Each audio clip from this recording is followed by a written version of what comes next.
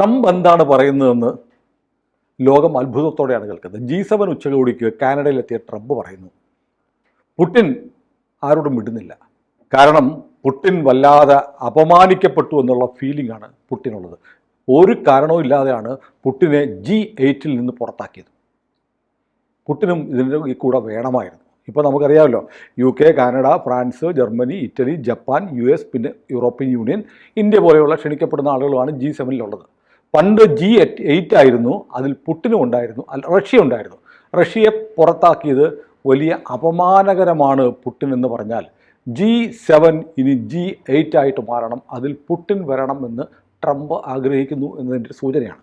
അപ്പോൾ മാധ്യമപ്രവർത്തകർ ചോദിച്ചു, അങ്ങനെയാണെങ്കിൽ ചൈനയെ കൂടെ കൂട്ടിക്കൂടെ എന്ന് ചോദിച്ചു. അപ്പോൾ ട്രംപ് പറഞ്ഞു, ഇനി ആർക്കെങ്കിലും അങ്ങനെ തോന്നുന്നുണ്ടെങ്കിൽ എനിക്കൊരു തേങ്ങയില്ല എന്ന് പറഞ്ഞു. പച്ച മലയാളത്തിൽ പറഞ്ഞാൽ അങ്ങനെയാണ്, എനിക്കൊരു പ്രശ്നമില്ല എന്ന് പറഞ്ഞു. ഇതെന്താണ് പുടിൻ്റെ കാര്യവും ചൈനയുടെ കാര്യവും പറഞ്ഞുകൊണ്ട് ട്രംപ് ഉദ്ദേശിക്കുന്നത്? അതായത് ഇപ്പോഴത്തെ സംഘർഷത്തിൽ ഇറാന്റെ കൂടെ നിൽക്കാൻ കഴിയുന്ന ഒരു രാജ്യം റഷ്യയാണ്. അപ്പോൾ റഷ്യ ഇപ്പോൾ പുടിൻ വിഷമിച്ചിരിക്കുന്നു എന്ന് പറഞ്ഞു കഴിഞ്ഞാൽ ഈ ഇടപെടണം എന്നുള്ളൊരു തോന്നലും ഉണ്ടാവും. ഇറാന് വേണ്ടിയിട്ട് ആയുധങ്ങൾ കൊടുക്കണം, ഇസ്രയേലിൽ ഇങ്ങനെ. എന്നാൽ പിന്നെ ഈ ട്രംപുമായിട്ടൊക്കെ അത്യാവശ്യം നല്ല ബന്ധം പുടിനുള്ളത് കൊണ്ട് ഇത് പുലിവാലാകുമോ എന്നുള്ളൊരു ഭയം. അതേസമയം ഈ ട്രംപ് അവിടെ നിന്ന് പോയി കഴിഞ്ഞപ്പോൾ മാക്രോൺ പറഞ്ഞത് അങ്ങനെ വെടിനിർത്തൽ സംസാരിക്കാൻ ഇറാനും ഇസ്രയേലും തമ്മിൽ അത് നിർവഹിക്കാൻ പോയതാണെന്ന് പറഞ്ഞു മാക്രോൺ പ്രാന്താണെന്ന് ട്രംപും പറഞ്ഞു. എനിക്ക് വേറെ കുറേ അത്യാവശ്യ കാര്യങ്ങൾ ചെയ്യാനുണ്ട്. അതായത് ഈ വെടിനിർത്തലൊന്നുമല്ല നമ്മുടെ ഉദ്ദേശം എന്ന് പറഞ്ഞിട്ട് അദ്ദേഹം പോയിരിക്കുന്നത് സിറ്റുവേഷൻ റൂമിൽ, വൈറ്റ് ഹൗസിൽ മറ്റേ നാഷണൽ സെക്യൂരിറ്റി, ദേശീയ സുരക്ഷ ഉപദേഷ്ടാക്കളുടെയും സമിതി അംഗങ്ങളുടെയൊക്കെ യോഗം വിളിച്ചിരിക്കുകയാണ്.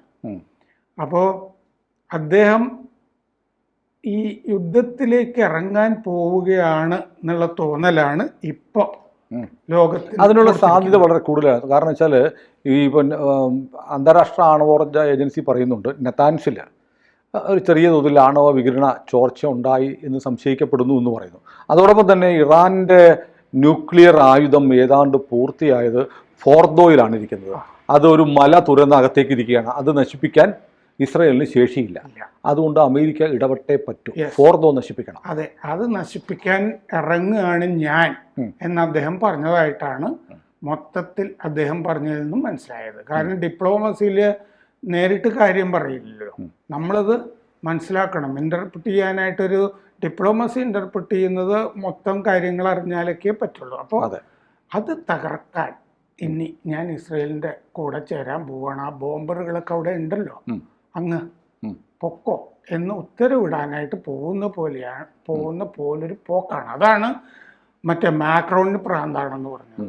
അതായത് ഇപ്പോൾ ചേരുന്ന സിറ്റുവേഷൻ റൂമിൽ ചേരുന്ന മീറ്റിങ്ങിൻ്റെ ഔട്ട്കം ആയിട്ട് വരാൻ പോകുന്നത് അമേരിക്ക ഇറാനെ ആക്രമിക്കുന്നു എന്നുള്ള തീരുമാനമായിരിക്കും. സാധാരണഗതിയിൽ ഇങ്ങനത്തെ കാര്യങ്ങളൊക്കെ വരുമ്പോൾ എന്നെ അങ്ങനെ അഫക്റ്റ് ചെയ്യാറില്ല, ഈ സന്തോഷ സന്താപം.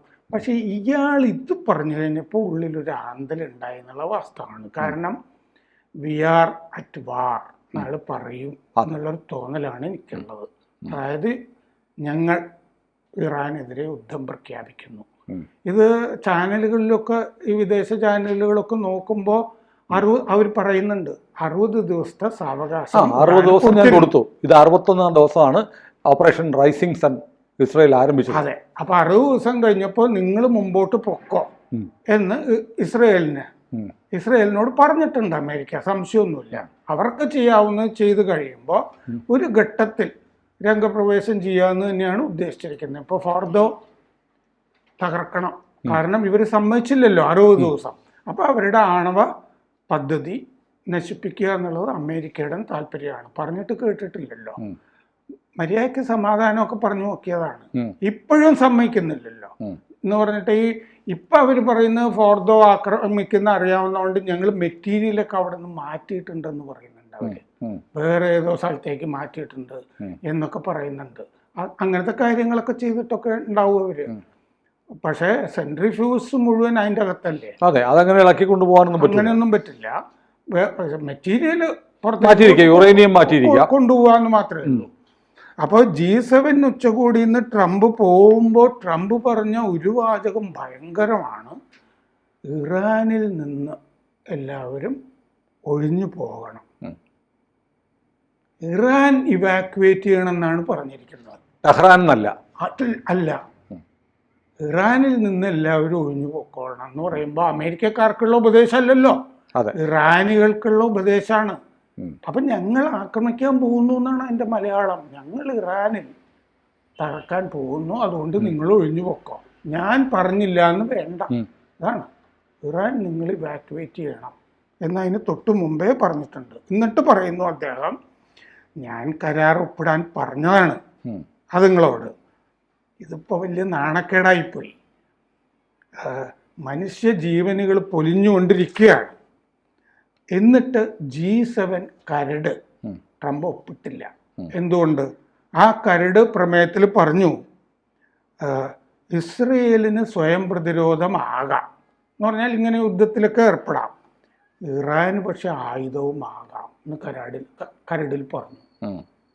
ട്രംപ് ഒപ്പിട്ടില്ല, സൗകര്യമില്ലെന്ന് പറഞ്ഞു. ഇറാന് ആയുധമാകാതെ ന്യൂക്ലിയർ വെപ്പണം ഉൾപ്പെടെയാവും. അതെ, അത് പറ്റില്ല അവർക്ക്. ഇറാൻ ഇതിൽ ജയിക്കാൻ പോകുന്നില്ല. ഇത് പറയുമ്പോഴൊക്കെ അഗ്രസീവാണ് ട്രംപ് പറഞ്ഞിരിക്കുന്നത്, അല്ലാതെ സമാധാനവും വെടിനിർത്തലും സംസാരിക്കാനൊന്നും അല്ല ഈ യോഗം വിളിച്ചിരിക്കുന്നത്. എപ്പോൾ എങ്ങനെ ചെയ്യണം എന്ന്, അതിനാണ് സിറ്റുവേഷൻ റൂമിൽ.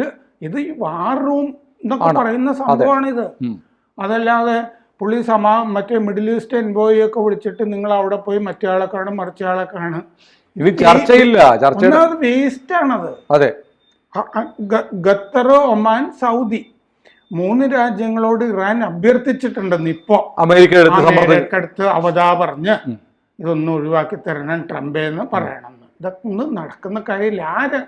ആ സിറ്റുവേഷൻ അവിടെ നിന്ന് മാറി. അല്ല, ഒമാനിൽ 5 റൗണ്ട് ചർച്ച കഴിഞ്ഞതാണ്. അതെ, 6ാമത്തത് മസ്കറ്റിൽ നടക്കാനിരിക്കുകയായിരുന്നില്ലേ. അപ്പോൾ ഖമനേയി പറഞ്ഞിട്ടുണ്ടല്ലോ, ആദ്യം ഒരു കത്തയച്ചതാണ്, ട്രംപിൻ്റെ അയാൾ കൊട്ടയിലിട്ടു. ഖമനേയി ഇപ്പോഴും പറയുന്നത് ഞങ്ങൾ തിരിച്ചടിക്കും എന്ന് പറഞ്ഞാൽ ഇത് അവർക്ക് മനസ്സിലാകുന്ന ഭാഷ നമ്മളീ പറയുന്നതല്ല. അവര് വിശ്വസിക്കുന്നത് ജിഹാദിൽ മാത്രമാണ്. അതെ, അത് ഇപ്പോൾ മാത്രമല്ല, കൂടുതൽ പ്രൊവോക്കേറ്റീവ് ആണ് വരുന്നത്. കാരണം ഈ ആണവ നിരായുധീകരണ കരാറിൽ നിന്ന് പിന്മാറും എന്നൊക്കെ പറയുന്നു. അതായത് അവരവരുടെ സമ്പുഷ്ടീകരണം ഏതാണ്ട് 9 ബോംബ് ഉണ്ടാക്കാനുള്ള ആയി. പിന്നെ അത് നിർത്തിവെക്കുന്ന പ്രശ്നമില്ലല്ലോ. അപ്പൊ ഇസ്ലാമിക ബോംബ് എന്നുള്ളത് പറ്റില്ല എന്നുള്ളത് ഇസ്രയേലിന്റെ ഒരു നയമാണ്. അതിപ്പോ ട്രംപിന്റെയും കൂടി നയമായി. ഒന്നാമത് 2 ചേരികള് പെന്റഗണിൽ ഉണ്ട് എന്ന് പറയുന്നതും ഒക്കെ മാറിയല്ലോ. എല്ലാവരും ഇറാന്റെ കൂടെ, ഇസ്രയേലിന്റെ കൂടെ നിൽക്കുന്ന ഘട്ടത്തിലാണ് ഇനി നമ്മൾ ഏത് യുദ്ധത്തിൽ പ്രവേശിക്കേണ്ട ഘട്ടമായി എന്ന് അമേരിക്ക കരുതുന്നു. അവിടെയാണ് ഇപ്പോൾ വന്ന് നിൽക്കുന്നത്. അപ്പോൾ ഈ ഇപ്പം നടന്ന സംഭവങ്ങളൊക്കെ അമേരിക്കയെ ഇതിലേക്ക് വലിച്ചഴച്ചിരിക്കുന്നു. അമേരിക്ക ഉത്തരവാദി അല്ല എന്ന് യുദ്ധം തുടങ്ങിയപ്പോൾ ട്രംപ് പറഞ്ഞു കഴിഞ്ഞു, ഞങ്ങൾ ഉത്തരവാദി അല്ല എന്ന് പറഞ്ഞാൽ ഉത്തരവാദി ഇസ്രയേലാണെന്നല്ല, ഇറാനാണെന്നാണ് അതിൻ്റെ ഡിപ്ലോമസി ഇൻ്റർപ്രിറ്റ് ചെയ്യുമ്പോൾ മനസ്സിലാവുന്നത്. ഞങ്ങളെ ആക്രമിച്ചാൽ മൊത്തം ശക്തി തലയിൽ വീഴും എന്ന് ഇറാനപ്പോൾ മുന്നറിയിപ്പും കൊടുത്തു. അപ്പോൾ ഈ ഇപ്പോൾ ഹോർമുസിൽ 3 കപ്പലുകൾ ആക്രമിച്ചതിൽ ഒരെണ്ണത്തിൻ്റെ പേരാണ് അറിയാവുന്നത്. അതിൽ അമേരിക്കൻ കപ്പലോ അങ്ങനെയൊക്കെ ഉണ്ടെങ്കിൽ വാർ ഡിക്ലെയർ ചെയ്യാൻ ന്യായമായി. നാസയും കണ്ടെത്തിയിട്ടുണ്ട് അവിടെ ആക്രമിച്ചിട്ടുണ്ട് എന്നുള്ളത്. മനഃപൂർവ്വമായിരിക്കും ഒരു പേര് മാത്രം പറഞ്ഞിരിക്കുന്നത് കപ്പലുകൾ. വേറെ രാജ്യങ്ങളുടെ കപ്പലുകളാണ് ആക്രമിച്ചിരിക്കുന്നത് എന്നുള്ള കാര്യത്തിൽ ഒരു സംശയമില്ല. ഇറാന്റെ കപ്പലോ ഖത്തറിന്റെ കപ്പലോ പറഞ്ഞാണ്. അപ്പോൾ അതുകൊണ്ട് അമേരിക്ക ഇറങ്ങാൻ പോകുന്നു. അതാണ് ട്രംപ് എപ്പോൾ ഒപ്പിടും, ഇതാണ് അറിയേണ്ടത്. കൂടുതൽ വാർത്തകളും വിശേഷങ്ങളും നിങ്ങളിലേക്ക് എത്താൻ ABC മലയാളം സബ്സ്ക്രൈബ് ചെയ്യുക, ബെൽ ബട്ടണും അമർത്തുക.